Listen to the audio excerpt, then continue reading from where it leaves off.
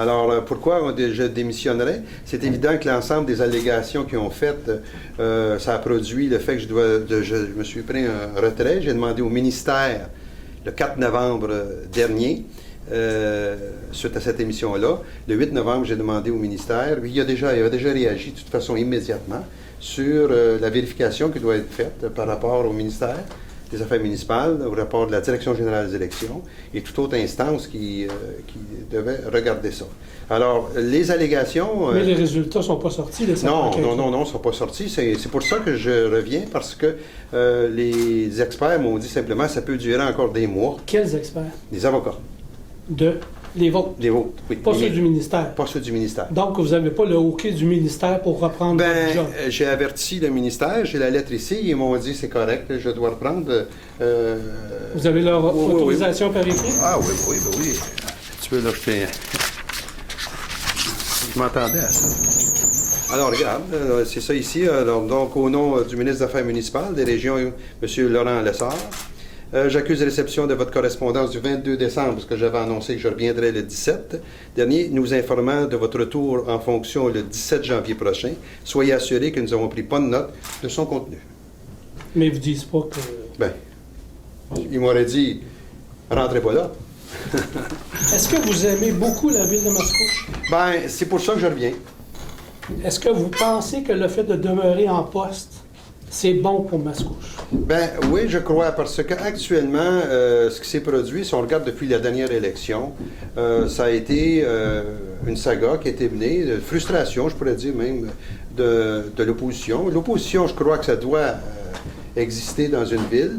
De là à avoir ce qu'on appelle continuer et surtout à alimenter les allégations qui étaient déjà données lors de l'élection et dont les citoyens ont quand même élu Richard Marcotte et son équipe, malgré que cette campagne-là a eu ces allégations-là.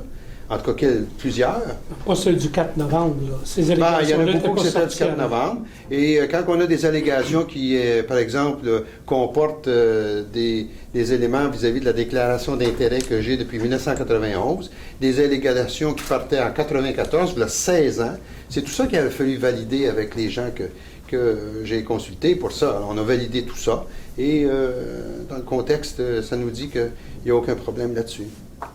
Donc, vous pensez que Mascouche est mieux actuellement avec Richard Marcotte à sa tête? Ben oui, ben regardez, de toute façon, comme maire, j'ai été dûment élu, première des choses. Deuxième chose, vous devez comprendre que la responsabilité d'un maire, même indépendant, se doit de coordonner un conseil de ville et d'amener les gens à travailler. Il n'y en a pas un gros, là. Qu'est-ce que vous pensez du geste de Sylvain Picard, de ce groupe-là?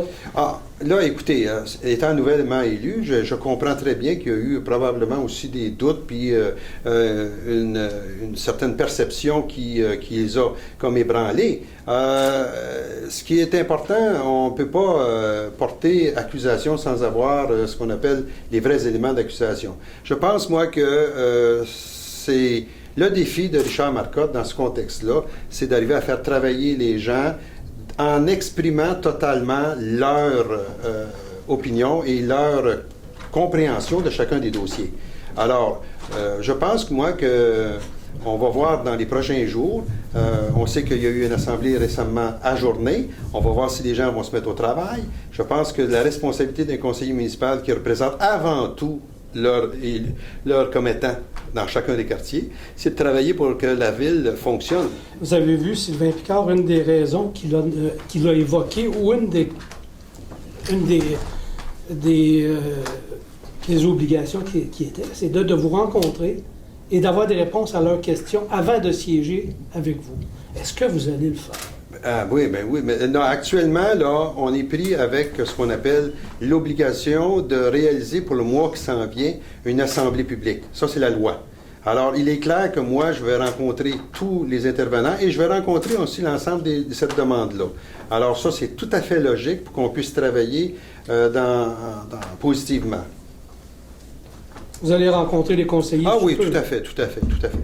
La Ville a combien de temps pour faire son assemblée publique, municipale? Municipale, c'est parce que c'est au mois. Alors, là, vous savez qu'on l'a fait lundi soir prochain. Non, on ne savait pas. Voilà, ça a été décidé. Et puis, les conseillers ont été appelés par le greffier. Et lundi soir prochain, on fait ce qu'on appelle le travail parce que quand... Ça veut dire que vous allez rencontrer vos conseillers avant? Avant ou immédiatement. Là, actuellement, avant la réunion, on va se réunir avant, puis on va faire une procédure pour rencontrer tous les conseillers pour que la méthode de travail appartienne au conseil et pas nécessairement au maire de la ville de Mascouche. Donc, moi, je participerai aux travaux ou à chacune des décisions. Et chacun des conseillers aura apporté sur la table de préséance, on va avoir une méthode de travail, leur opinion et tout. Alors, c'est évident que... Mais vous comprenez que les conseillers, ce qu'ils veulent, actuellement, c'est des réponses aux allégations qui ont été portées contre vous. Et c'est certain, mais ce que je veux vous dire aussi, c'est que dans les allégations qui sont portées, sont documentées, et là, je travaillerai avec les conseillers pour leur dire quelle va être la méthodologie. Parce que cette méthodologie-là est contrôlée par... J'ai mes droits, les droits sont clairs. Alors donc, il faut distinguer les allégations qui attaquent la personne, puis ceux qui attaqueraient éventuellement le rôle du maire vis-à-vis de la gestion de la ville et des contrats. Alors ça, là, on va avoir une méthode de travail avec eux et ils vont être au courant. Vous savez très bien aussi qu'ils ont fait des recherches eux-mêmes, l'opposition, je parle. C'est clair, ils ont le droit de le faire, mais ils n'ont pas le droit d'interpréter des accusations. Est-ce que la ville de Mascouche est en mauvaise situation financière actuellement? Moi, je vous dis que non. C'est-à-dire qu'on est serré parce qu'on a produit des investissements énormes depuis les 4 dernières années, il faut le dire.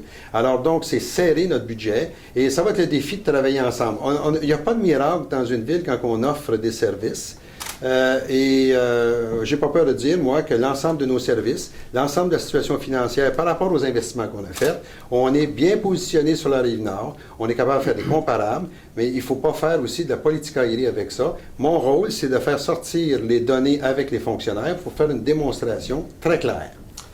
Est-ce qu'il va y avoir des augmentations de taxes à Mascouche? On va le voir au prochain, c'est le défi. Il y en avait de prévu lors du dernier débat. Il y a un dossier qui est avec Terrebonne et Mascouche, il y a le dossier de l'assainissement des eaux, qui est un dossier auquel ça a comporté beaucoup d'investissements à cause du développement qu'on a.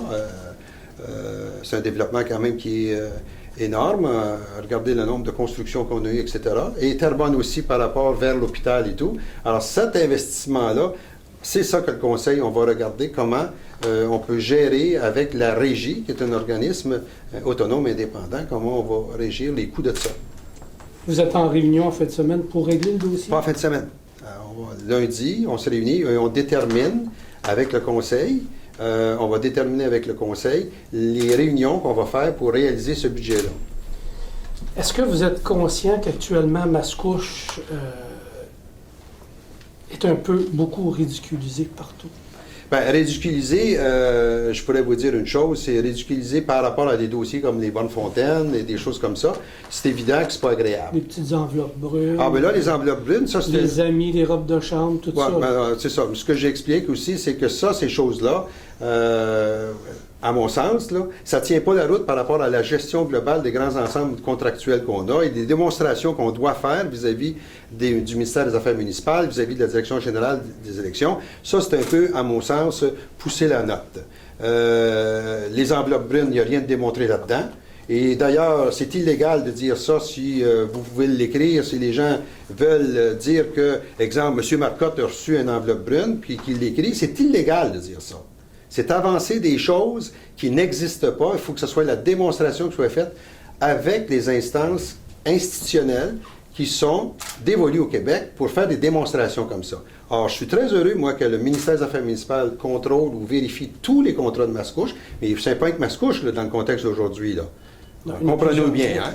Alors donc, et que la Direction générale pour les 6 élections qu'on a fait, il n'y a eu aucun problème, mais là, on va avoir les rapports finaux. Alors donc, il faut faire attention quand quelqu'un dit enveloppe brune. C'est facile de crier dans une assemblée, à l'arrière, sans venir se nommer. Monsieur Marcotte, vous avez reçu des enveloppes brunes. Je me nomme, je m'appelle Jean-Guy Ladouceur. Vous n'avez pas le droit de faire ça. C'est illégal.